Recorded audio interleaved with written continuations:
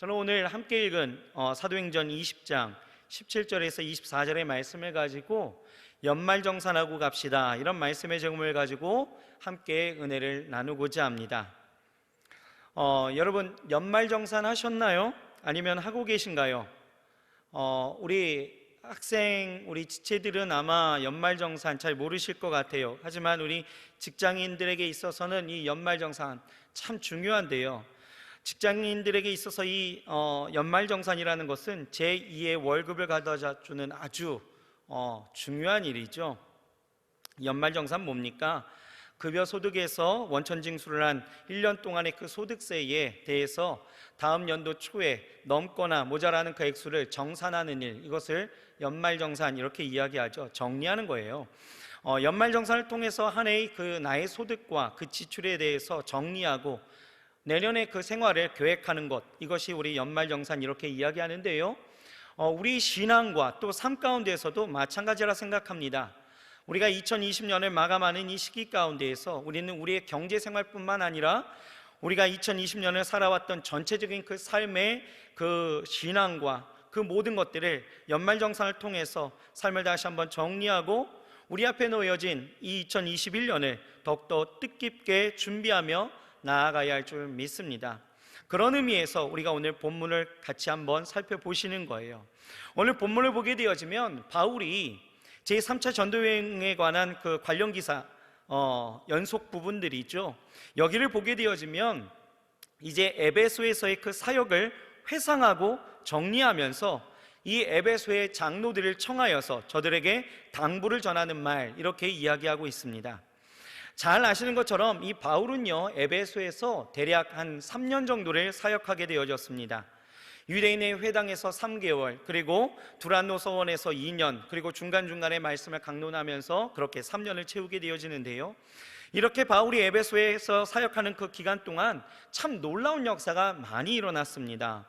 일례를 보게 되어지면 사도행전 19장을 보면 이 바울이 에베소에 갔더니 그 전에 이 아볼로라는 그 목회자가 사역하고 있어서 거기에 있어 이미 주의 제자들이 있었다라는 거예요.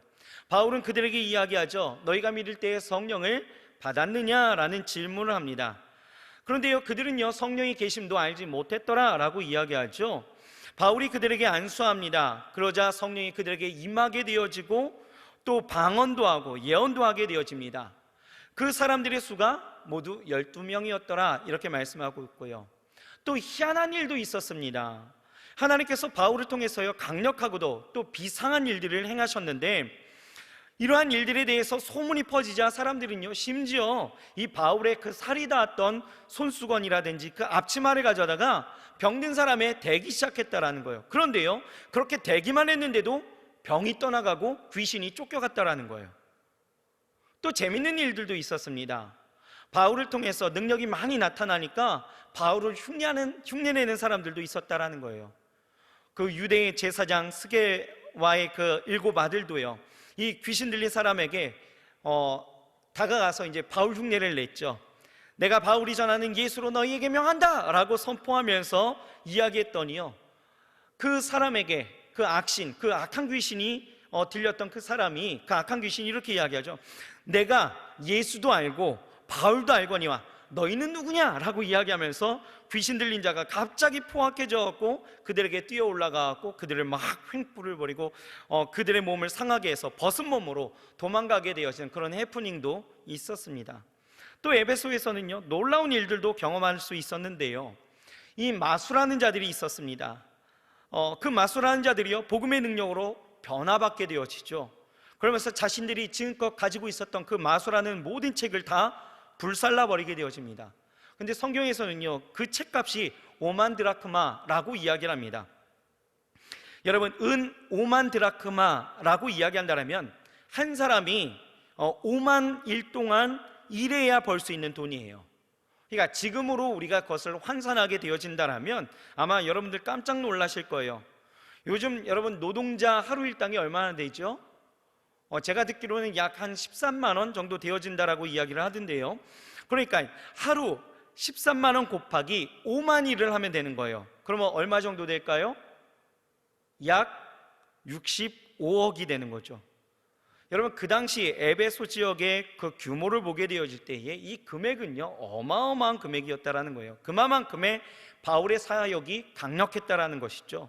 그래서 사도행전 19장 20절을 보면요, 그 당시의 상황을 이렇게 이야기합니다. 이와 같이 주의 말씀이 힘이 있어 흥왕하여 세력을 얻으니라 라고 고백하고 있습니다. 그런데요, 이때 문제가 발생합니다. 난처한 일도 이제 일어나게 되어지죠. 이 바울의 사역으로요 기독교의 세력이 커지게 되어지자 데메드리오라는 이 은장색, 즉 은을 세공하는 공인들이요 선동하여서 폭동을 일으키게 되어집니다. 왜냐하면 당시 그 은 세공인들이요 아데미 신전, 아데미 여신의 그 신전을 제작하는 일을 했는데 이 바울의 사역으로 인해서 손해가 어마어마했다라는 거예요. 왜? 이 바울이 전하는 것이 무엇이었냐? 손으로 만든 신은 없다 하니까 그렇게 전하게 되어지고 많은 사람들이 그렇게 여기게 되어지니까 이제 자신들의 했던 사업이 이제 망하게 되어지고 결국 일자리를 잃게 되어지는 것 아니냐 하는 그러한 불안함과 그러한 어려움을 가지고 이제 이 아데미신, 이 아데미의 여신을 빌미로 해서 소동을 일으키고 난리가 나게 되어졌다라는 거예요. 그래서 바울은 급히 그 에베소의 사역을 접게 되어지고 마게도냐로, 드로아로 거쳐서 다시 이제 밀레도로 이르게 되어지는데요. 이제 이 바울은요 이 밀레도에 이르게 되어지면서 예루살렘으로 가기 이전에 이 밀레도에서 에베소에 있었던 그 교회의 장로들을 다 불러다가 이제 고별 설교를 하게 되어지는 것이죠. 마무리하게 되어지고 정리하게 되어지는 것입니다. 오늘 본문, 우리가 읽었던 이 본문이요 바로 바울이 에베소 교회의 그 사역을 정리하면서 장로들에게 고별 설교한 그 본문입니다. 뭐라고 정리하고 있느냐? 자, 우리가요 20장 18절 우리가 같이 한번 살펴볼까요? 18절 뭐라고 이야기합니까? 오매 저희에게 말하되 아시아에 들어온 첫날부터 지금까지 내가 항상 너희 가운데서 어떻게 행한 것을 너희도 아는 바니 라고 말씀하고 있죠. 바울은요 굉장히 자신이 있습니다. 자신의 그 삶과 사역이 그들 앞에서 조금도 부끄럽지 않았다라는 거예요. 그러면서 35절을 보게 되어지면, 우리가 읽진 않았지만 35절 우리가 찾아봅시다. 35절을 보면 이렇게 말씀하고 있죠. 범사에 너희에게 모본을 보였노니 라고 말씀하고 있죠. 모본이 되었다라는 거예요, 저들에게. 그렇게 바울은요 예루살렘으로 가면서 지난 3년의 그 에베소에서의 그 삶과 사역을 결산하게 되어지면서 이 바울은요 하나님과 사람 앞에서 부끄러움 없는 삶을 살았노라고, 부끄러움 없는 그런 사역을 했노라고 그렇게 이야기하고 있는 것입니다. 오늘 우리는 이 본문을 보면서 우리가 보낸 2020년을 좀 생각해야 될 것 같습니다. 어떨 때에는요 이 2020년이 뭐 생소한 일도 있었고, 어떤 때에는 희한한 일도 있었고, 어떤 때에는 재미난 일도 있었고, 어떤 때에는 놀라운 일들도 경험했었던 것이고요. 또 특히 지금은요 서로가 아파하고 배격하며 힘에 겨운 싸움을 하는 난처한 시간을 갖기도 하고 있는데요, 이런 격동의 시간을 보내고 이제 우리가 그 삶을 정리하면서 우리는 과연 이 바울처럼 자신감 있게 내 삶은 이랬노라고, 하나님 앞에서의 부끄럽지 않는 그 삶과 사역을 내가 했노라고 자평하며 하나님 앞에 감사하며 다른 이들에게 본이 되어 당부할 수 있는지를 생각해야 된다라는 것입니다. 그러면서 우리는 제대로 된 이 연말정산 이후에 그리고 2020년을 맞이해야 된다라는 것이죠. 여러분, 정리하지 아니하고 지나가는 것은요 굉장히 의미가 없습니다. 정리가 반드시 필요하고요, 우리는 새 것을 우리는 담을 수 있어야 된다는 거예요. 그렇다면 우리가 연말정산 어떻게 해야 될까요?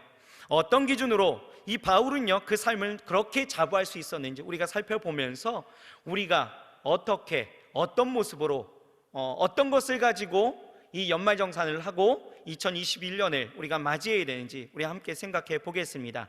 자, 우리는 첫 번째 이 연말정산의 기준을 이렇게 잡아야 합니다. 첫째는요, 내 삶에 겸손이 있었는가 생각해야 합니다. 내 삶에 과연 겸손이라는 것이 있었는가, 이것에 대해서 생각해야 된다는 거죠. 자, 바울은요 18절 우리 읽어봤죠. 18절에 밀레도에서 찾아온 이 에베소 장로들에게 자신이 어떻게 사역했는지를 말하면서 19절의 말씀을 피력하게 되어집니다. 같이 한번 읽어볼까요? 19절 시작. 곧 모든 겸손과 눈물이며 유대인의 관계를 인하여 당한 시험을 참고 주를 섬긴 것과, 이렇게 말씀하고 있죠. 사실 이 19절의 원문을 보게 되어지면 해석상에 조금 차이가 있습니다.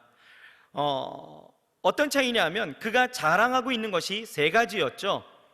뭐였습니까? 모든 겸손과 눈물과 시험을 참고 주를 섬긴 것, 이렇게 이야기하는데, 사실 원문에서는요, 주를 섬긴 것, 이거 앞에 모모와 함께라고 이야기하는 이 메타라는 동사가 그 안에 끼어있다라는 거예요. 메타가 끼어있습니다. 그러니까 본문을 직역하게 되어지면 뭐냐, 모든 겸손, 눈물, 그리고 유대인들의 그 음모를 통해 나에게 닥쳤던 그 시험을 가지고 그와 함께 주를 섬긴 것이 되었다라는 거예요. 그러니까 주를 섬기는 그 삶에 모든 겸손이라는 것이 있었고, 눈물이라는 것이 있었고, 시험을 참는 것이 들어있었다라는 것이죠. 주를 섬기는 그 삶 가운데에서 겸손과 눈물과 인내라는 것을 자부하고 있다는 거예요. 자, 오늘 설교의 대지가 다 나왔죠. 이미 다 이렇게 공개가 됐습니다. 그래서 오늘 첫 번째, 우리가 우리의 인생 2020년도에 우리의 삶을 바라보면서 우리는 어떤 것을 생각해야 되느냐, 바로 내가 주를 섬기는 그 삶 가운데에서 내 삶에 과연 겸손이 있었는가를 우리는 판단할 수 있어야 된다는 것입니다. 겸손입니다. 사실 바울은요, 세상적인 그 가치와 기준으로 본다면 충분히 교만해도 될 법한 사람입니다. 그의 이력을 보면 대단하죠. 어떤 사람입니까? 그는 유대인이었습니다. 여러분, 유대인이라는 그 선민의식, 이 자부심은요 대단하죠. 사마리아인과 같은 이 이방인은요, 같은 동족이라 할지라도 사람 취급을 하지 않습니다. 유대인이라는 그 순수혈통에 대한 그 어떤 자부심이 대단했습니다. 유대인이었죠. 또 율법으로는 바리새파였습니다. 당시 최고의 선생이었던 가말리엘의 그 문화 가운데서 수학했고요, 그는 또 나면서부터 로마의 시민권을 가지고 있었다라는 거예요. 시민권을 갖고 있다는 것을 함부로 대할 수가 없는 것이죠. 또 바울은요, 그 출신 가문도 대단합니다. 인맥도 좋고요, 외국어도 능통하죠. 그야말로 모든 것을 다 갖추고 있는 사람이었습니다. 완벽한 스펙을 갖고 있었죠. 이러한 바울이요, 교만을 부린다 해도 참 허세를 떤다라고 할 사람이 아마도 없었을 것 같아요. 제가 만약에 바울과 같은 위치와 그러한 여러 가지 상황, 그리고 모든 조건을 제가 갖고 있었어도 제가 저를 생각해도 아마 교만하지 않았을까, 이런 생각을 하게 되어지는데요, 교만할 이유가 굉장히 충분했다라는 거예요. 다만 금수저에 사람들이 너 참 왕재수다라고 그런 시기 어린 말은 했을지언정 누구나 인정할 정도의 어떤 그런 스펙을 가지고 있었다라는 거예요. 그런데 이런 바울에게 있어서요, 인생을 뒤흔든 일대 사건이 일어나게 되어집니다. 바로 예수님을 믿는 자들을 잡아들이기 위해서 다메섹으로 가던 길에 누구를요? 예수님을 만났다라는 거예요. 예수님을 만나게 되어졌을 때의 바울은 그 인생 가운데서 완전히 뒤집어지죠. 어떻게 해요? 자신을 낮추게 되어집니다. 완전히 낮춥니다. 바울이 자신을 어떻게 낮추었는지에 대해서 성경은 이렇게 기록하죠. 먼저 우리가 에베소 3장 8절을 보게 되어지면 이렇게 말씀합니다. 모든 성도 중에 지극히 작은 자보다 더 작은 나에게 이 은혜를 주신 것은 측량할 수 없는 그리스도의 풍성함을 이방인에게 전하게 하시고 라고 말씀하고 있어요. 자, 뭐라고 이야기합니까? 바울은요, 자신을 모든 성도 중에서 지극히 작은 자보다 더 작은 자라고 표현하고 있는 거예요. 지극히 작은 자라고 해도 자신을 낮춘 것인데, 바울은요 뭐라고요? 지극히 작은 자보다도 더 작은 자다, 그렇게 이야기하고 있어요. 또 디모데전서 1장 15절을 보면 이렇게 이야기합니다. 밑보다 모든 사람이 받을 만한 이 말이요, 그리스도 예수께서 죄인을 구원하시려고 세상에 임하셨다 하였도다. 죄인 중에 내가 괴순이라, 이렇게 말씀하고 있습니다. 그러니까 바울은요, 자신은 주의 구원이 절실히 필요한 사람이라는 것을 알았어요. 그래서 자신을 죄인 정도로 표현한 것이 아니라 뭐라고 이야기합니까? 죄인 중에 괴수다, 이렇게 표현하고 있는 것이죠. 메시지 성경을 봤더니요, 이 괴수라는 것에 대해서 이렇게 이야기합니다. 공공의 죄인 1호, 이렇게 표현하고 있더라고요. 재밌어요. 공공의 죄인 1호. 그러니까 바울은요, 그만큼 자신을 큰 죄인으로 알았다라는 거예요. 또 고린도전서 15장 8절을 보면요, 이렇게 말씀합니다. 맨 나중에 만삭되지 못하여 난 자 같은 내게도 보이셨느니라 라고 말하고 있어요. 그러니까 부활의 주님이 자신에게 나타났음을 말하는 내용인데요, 무슨 얘기냐면 바울은 자신이 만삭되지 못하여 난 자 같다라고 이야기하는 거죠. 어떤 신학자들은 그래서 이 바울이 팔싹둥이다 이렇게 이야기하는 사람들도 있는데요, 그런 것이 아니죠. 이 말은요, 자신의 그 부족함을 문학적으로 표현하고 있다는 거예요. 나는 그만큼 여리고 부족한 사람이다 라고 이야기하는 거예요. 그런데 여러분 잘 생각해 보십시오. 바울이 어떤 사람입니까? 다메섹 도상에서 누구를 만났어요? 주님을 직접 본 사람이에요. 주님의 음성을 직접 들은 사람입니다. 그가 가는 곳마다 복음의 능력이 나타나서 허다한 사람들이 주께로 나오게 되어지고요, 그의 사역지에서는 항상 기적이 뒤따랐습니다. 귀신이 떠나고 병든 자가 고쳐지고 희한한 능력들이 나타났다는 거예요. 바울이 어떤 사람이에요? 신약 성경의 절반을 기록할 만큼 놀라운 계시가 있었다는 거예요. 그리고 그는 주를 위해서 놀라운 헌신을 했던 사람이었죠. 예를 들어서 우리가 고린도후서 11장 22절 이후를 보게 되어지면요, 이렇게 이야기해요. 주와 복음을 위해서 늘 걸어서 복음을 전하게 되어졌고 헌신했다라는 거예요. 그 거리가요, 사실 이 성경학자들의 이야기로 한다면은 17,000에서 2만 정도라고 이야기합니다. 걸었던 거리가, 그가 전도 여행을 통해서 걸었던 거리가 17,000에서 2만 킬로 정도. 그러니까 여러분 그게 좀 잘 안 와닿죠? 우리가 서울에서 부산 왕복 약 한 25회 정도 한 그런 거리, 그 거리를 늘 걸으면서 그 헌신에, 그 복음을 전하는 것에 아낌없이 나아갔다는 거예요. 그 수고를 마다하지 않았다는 거죠. 또 옥에 갇히기를 여러 번이었고요, 매도 수없이 맞았고요, 여러 번 동족에 의해서 죽을 뻔하기도 하고요, 40에 하나 감한 매를 5번이나 맞고요, 태장을 3번이나 맞고요, 또 배가 3번이나 파손당하고 일주야를 또 깊은 바닷속에서 지내게 되어지고 굶주림과 강도의 위험과 이방인의 위험과 신의 위험과 강의 위험과 광해의 위험과 바다의 위험과 늘 이러한 위험이 그 삶을 도사리고 있었다는 거예요. 이렇게 기독교의 역사 가운데서 바울만큼 헌신한 사람은 없었습니다. 바울만큼 그 능력 가운데 있었던 사람도 없었다는 거예요. 정말로 대단한 사람이죠. 그런데 그렇게 대단한 바울이요, 자기를 가리켜서 지금 뭐라고 이야기하느냐? 나는 만물의 찌꺼기다, 그렇게 이야기하는 거예요. 찌꺼기만도 못하다. 여러분, 겸손이 무엇일까? 겸손은요, 진짜 겸손은 마음속으로는 자신이 잘났다라고 남보다 낫다라고 생각하면서 입으로만 겸손한 척하는 것, 이건 절대 겸손이 아닙니다. 이건 교만이죠. 거짓 겸손이다라는 거예요. 바울은 마음속 깊은 곳에서부터 겸손했습니다. 바울이 그렇게 될 수 있었던 비결은 어디 있어요? 딱 한 가지. 겸손할 수 있었던 이유는 주님을 철저히 만났기 때문입니다.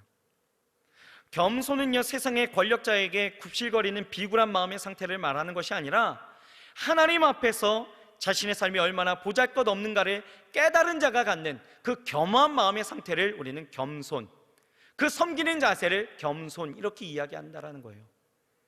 여러분, 사람들이 왜 잘난 척하는지 아십니까? 왜 자기 고집을 앞세우는지 아십니까? 왜 남을 멸시하는지 아십니까?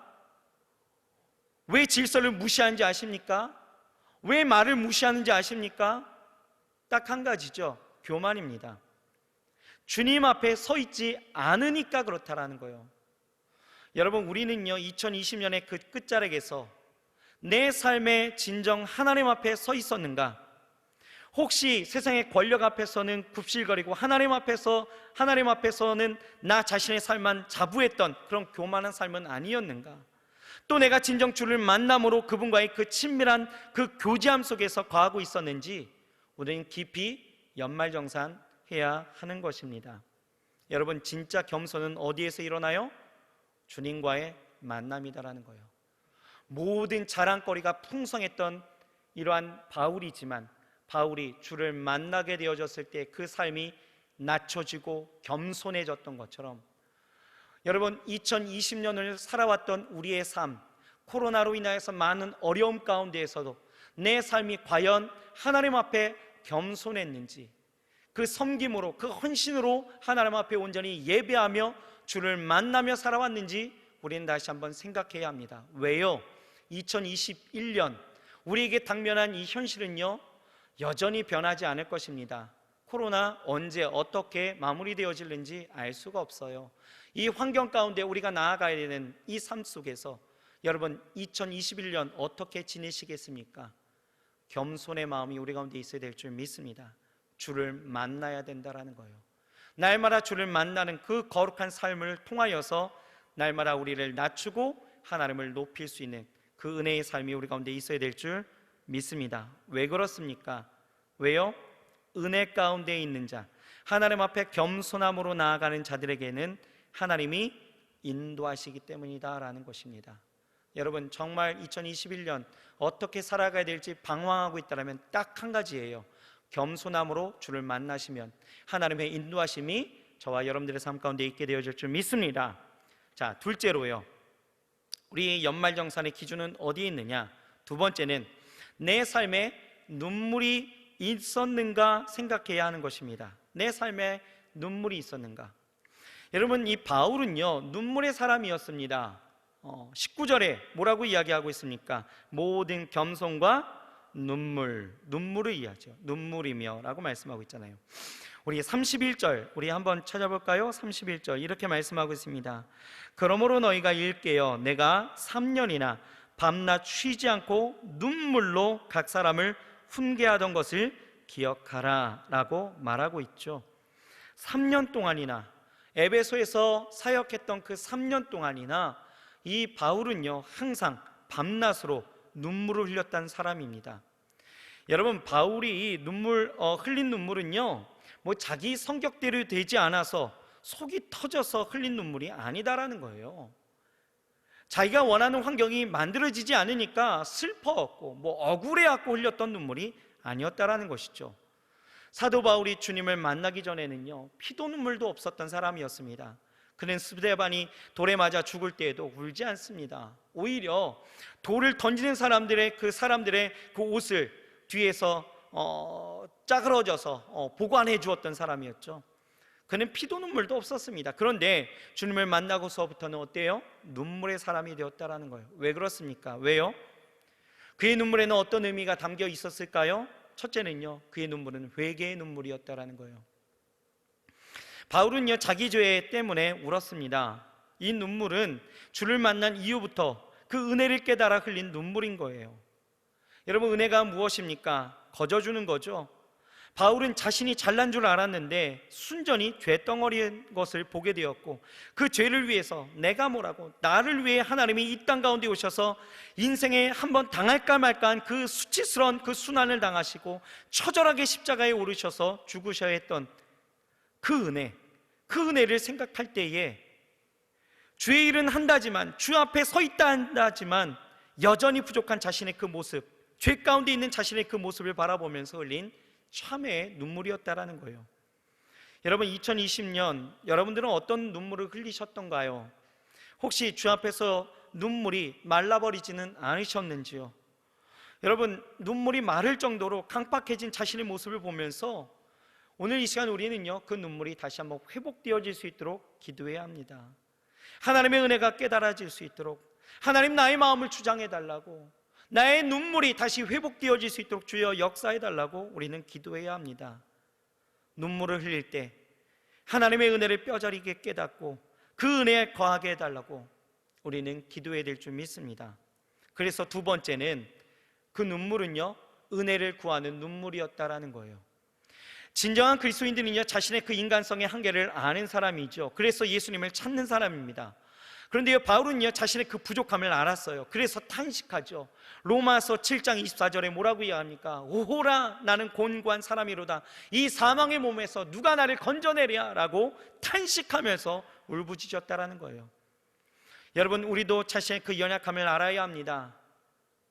자신의 그 연약함을 아는 사람은요 이렇게 이 바울처럼 주님 앞에 나아가 그 은혜를 구하는 눈물을 흘리게 되어진다라는 것이죠. 셋째는요, 이 바울이 흘린 눈물은 사명 때문에 흘린 눈물이었다라는 거예요. 여러분, 사명의 길은 쉬운 길이 절대 아닙니다. 바울은요, 아시아와 유럽 선교에 큰 사명을 받았죠. 그는 그 사명을 감당하기 위해서 내 힘으로 감당하기 힘든 일이기에 하나님의 도우심을 구하면서 어떻게 해요? 평생을 울었다라는 거예요.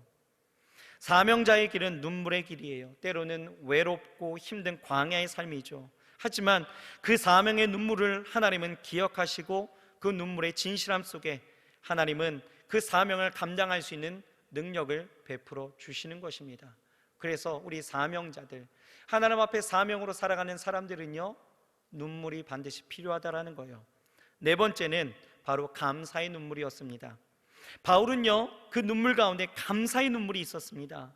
죄인 중에 괴수이지만, 공공의 죄인 1호이지만 주님은 자기를 부르셔서 하나님의 자녀로 삼아 주셨습니다. 그리고 사도라는 엄청난 직분을 주셨죠.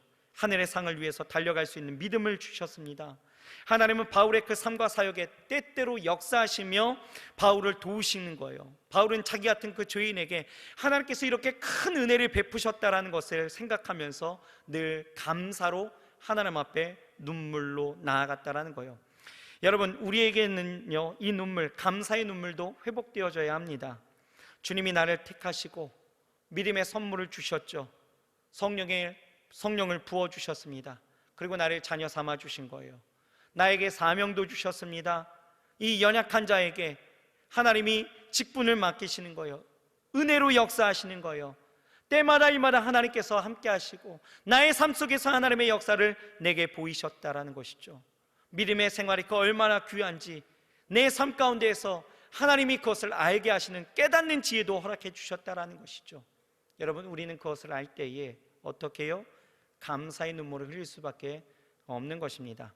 다섯 번째, 이 바울이 흘린 눈물은 영혼을 위한 눈물이었다라는 것입니다. 바울은요, 사람들의 그 영혼을 위해서 울었습니다. 31절을 보게 되어지면 내가 3년이나 밤낮 쉬지 않고 눈물로 각 사람을 훈계하던 것을 기억하라 라고 말하고 있죠. 바울은요, 주님을 모르는 사람들이 정말 주님 앞에 나오도록 눈물로 기도했다라는 거예요.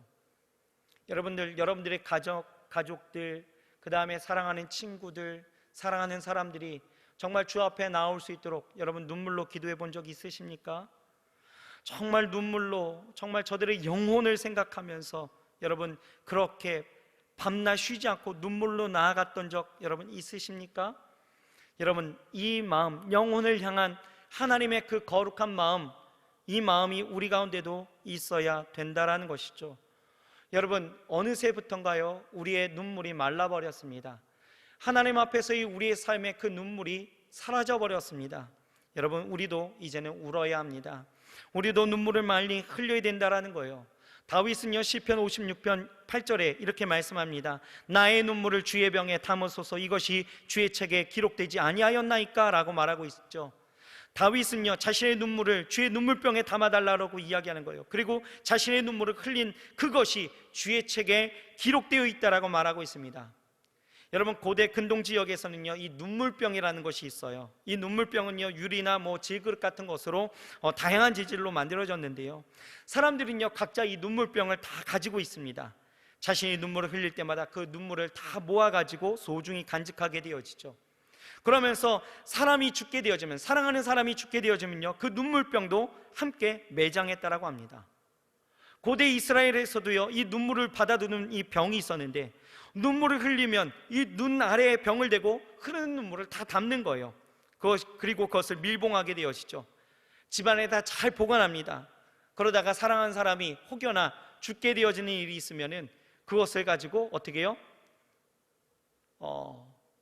재난이 있는 곳이나 죽은 곳에 가시고 갔고, 그것을 울면서 그 눈물을 모으게 되어졌고 그 눈물을 먹이게 되어진 거죠. 그러면은 뭔가 신통한 능력이 있다라고 믿었다라는 거예요. 참 희한한 그런 이해하지 못할 풍습도 있었는데, 여튼 여러분, 다윗이 말한 이런 눈물병은요, 고대인들이 가지고 있었던 눈물병을 이야기하는 것이 아니에요.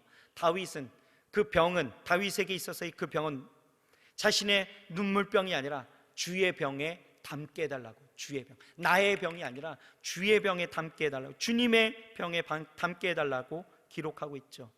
그렇게 말하는 것입니다. 그렇게 되어질 때에 그것이 주님의 책에 기록된다라고 이야기하고 있죠. 무슨 이야기입니까? 주님이 우리의 눈물을 받으신다라는 거예요. 우리의 눈물을 기억하신다라는 것입니다. 그리고 어떻게 해요? 그것을 주님이 갚아 주신다라는 것이죠. 여러분, 바울은요 그렇게 주의 병에 자신의 눈물을 담았다라는 것입니다. 2020년 여러분 어떤 눈물을 여러분 가지고 지내오셨나요? 이제 우리에게 담겨야 할 그 눈물이 있습니다. 2021년 우리는 회개의 눈물이 있어야 되고요, 은혜를 구하는 눈물이 있어야 되고요, 사명 때문에 흘리는 눈물들이 있어야 되고요, 감사의 눈물이 있어야 되고요, 영혼을 위한 눈물이 있어야 합니다. 그것이 주의 병에 담겨져 하나님 앞에 내어드릴 수 있는, 그래서 하나님이 그것을 기억하시고 우리의 삶으로 갚아주시는 그러한 은혜가 넘치는 삶이 되어야 할 줄 믿습니다. 마지막으로 여러분, 우리에게 있어서 연말정산 어떤 것이 기준이 되어야 할까? 셋째는요, 내 삶의 시험을 견딤이 있었는가, 인내하고 있었는가, 이것을 생각해야 되는 것입니다.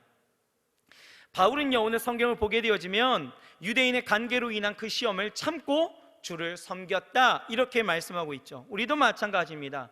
성도는요 평생 시험을 만나고 그 시험과 싸워야 합니다. 예외가 없죠. 시험이 없는 인생은 없습니다. 저도요 사실 예수님을 믿으면 무조건 좋아진 줄 알았습니다. 제가 초등학교 때 저희 가족이요 예수님을 잃어버린 채 살고 있었습니다. 아버지께서 신장 신부전증 그 판정을 받으시고 병원에 입원하고 계실 때에 병원에서 이 아버지가요 다시 예수님을 만나게 되셨습니다. 그리고 우리 가족에게 전화를 걸어서 하시는 말씀이 어머니에게 다시 교회에 나가라고, 예수님을 믿어야 된다라고 말씀하셔서 다시 우리 가정이 신앙생활을 시작하게 되어졌습니다. 그때는요 어렸지만 예수님을 믿고 나니까 아버지가 호전되시는 것 같기도 하고, 또 기적적으로 또 신장 그 공여자를 찾게 되어져서 이식 수술도 받게 되어졌습니다. 모든 것이 다 잘 풀리는 줄 생각했어요. 그리고 그렇게 건강하게 사셨죠. 그래서 예수 믿으면 다 잘 되는 줄 알았습니다. 그런데요 아버지께서 61세 환갑이셨죠. 하나님의 부르심을 받았습니다. 그때는요 정말 이해 못했습니다. 젊은 나이 아버지랑 함께 했던 기억이 그렇게 많지가 않아요 사실. 그래서 그때는 참 아버지랑 이제 저도 이제 가정을 꾸렸고 자녀를 낳았고, 그래서 아버지와 함께 더 기쁜 날을, 그리고 더 즐거운 날을 살아야 되겠다라고 그렇게 계획했었는데 아버지가 그렇게 부르심을 받아 가셨습니다. 천국 가셨습니다. 정말 이해되지 못했었고요, 목회자였지만 내색할 수는 없었지만 하나님이 정말 원망스러웠습니다. 그런데요 그렇게 사역을 하다가요 한 제자가 28살에 대장암으로 세상을 떠나게 되어집니다. 그 사건 앞에서도 하나님을 참 원망할 수밖에 없어요. 하나님 왜 이 아이를 이렇게 데려가셨나요? 그 아이가요 정말 부모님 앞에 정말 효를 다한 정말 착한 아이였어요. 얼마 전에 그 가정을 꾸렸고 그 가정 가운데 한 아이가 태어나서 정말 화목하게 지내고 있었는데 28이라는 그 젊은 나이에 제자가 세상을 떠났습니다. 정말 이해할 수 없었습니다. 그러던 중에 또 다음 사역지에서 28살 같은 나이였죠. 또 젊은 자매 제자가 한 명이 또 유방암으로 세상을 떠났습니다. 하나님을 원망하는 거예요. 예수 믿으면 좋은 일들이 있어야 되는데 하나님 이게 무엇입니까? 하나님 뜻 정말 원망했습니다. 물론 유가족들에게는 하나님의 뜻이 있다라고 이야기하지만 저 스스로 그 뜻을 알 수 없었기 때문에 참 많이 무너졌던 저의 모습을 보게 되어집니다. 그때는요 정말 성질 같아서는 아무것도 하기 싫은 거예요. 그런데요 우리가 성질대로 한다면 나아질 것이 있을까? 아무것도 없다라는 거죠. 중요한 것은 시험을 당하느냐가 아니다라는 거죠. 시험을 참고 이기느냐가 중요하다라는 거예요. 자기 성질대로 하는 것이 아니라 주님이 우리를 향한 그 계획이 무엇인지를 깨닫고 나아가는 것. 자기 성질대로 나아간다면 절대로 그 하나님의 계획하심을 이룰 수 없기 때문에 우리는 오직 하나님의 뜻을 구하며 인내하고 참고 나아갈 수 있어야 된다는 것입니다. 오늘 사도 바울은요 그것을 이야기하는 거예요. 에베소에서의 그 사역, 그리고 그 삶, 그것을 정리하면서 보게 되어질 때에 유대인, 같은 동족으로부터 보는 그 여러 가지의 배신과 그것의 그 관계로 인한 여러 가지 죽음의 위험들이 있었지만 그것을 인내하고 참고 견디어냈다라는 것이죠. 2020년 우리에게 당면했던 여러 가지의 삶을 돌아보게 되어진다면 참 억울했던 일들도 있을 것이고 안타깝고 힘겨워서 정말 삶을 포기하고 싶었던 일들도 참 많이 있으셨을 것 같아요. 눈에 보이는 것 없고 손에 잡히는 것 없고 귀에 들리는 것이 없어서 아무것도 변하지 않는 그 상황 속에 답답해하면서 한숨 짓고 눈물을 흘리면서 살아왔던 우리 지체들 아마 있으리라 생각되어집니다. 하지만 중요한 것은 어디 있어요? 우리는 무엇을 자평하면서 나아갈 수 있습니까? 그 상황 가운데서도 나는 여전히 주를 붙들고 주 안에서 인내하며 주 안에서 내가 참고 견디었노라.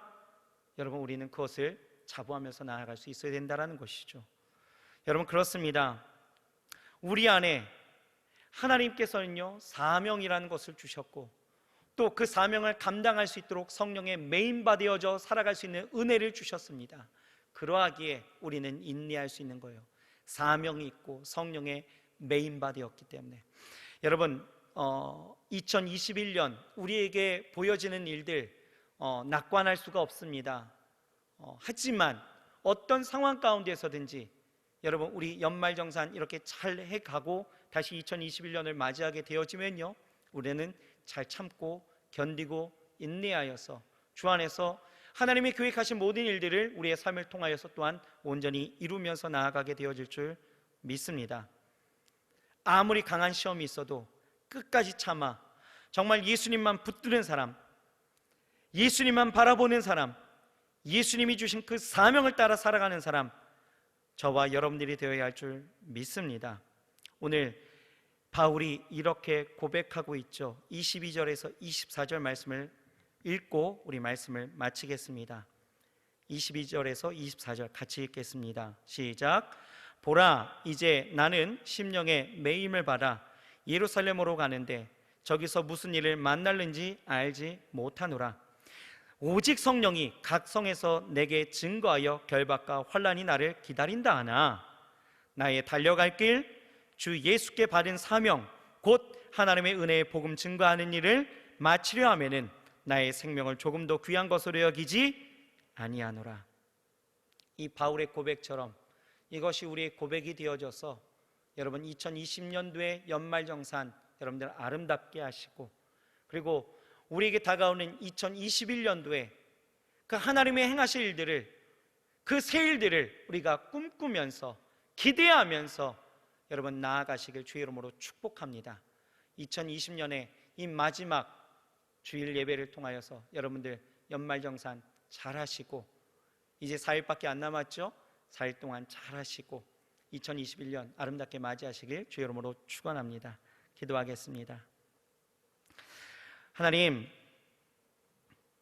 우리의 삶을 통하여 하나님의 은혜가 흐르게 하시고 하나님이 우리의 삶을 통하여 하나님께서 날마다 역사하여 주시지만 하나님, 우리는 살아가는 그 삶을 통하여 온전히 하나님 앞에 나아가지 못하고 아버지 하나님이여 2020년 허무하고 어떻게 보면은 억울하게 이 시간을 맞이한 것 같기도 합니다. 하지만 하나님, 이 시간 우리가 2020년도의 모든 삶을 그리고 신앙을 되돌아보고 연말정산하며 나아갈 수 있게 도와여 주셨사오니 하나님, 내 안에 모든 주를 섬기는 것에 겸손이 있었는지 눈물이 있었는지 인내하는 그 삶이 있었는지를 보게 하심에 하나님이여 그렇게 하지 못하였던 우리의 삶을 또한 회개할 수 있도록 역사하여 주옵시고 하나님, 주 앞에서 2021년 이제는 주 앞에서 주를 섬기는 것에 모든 겸손과 눈물과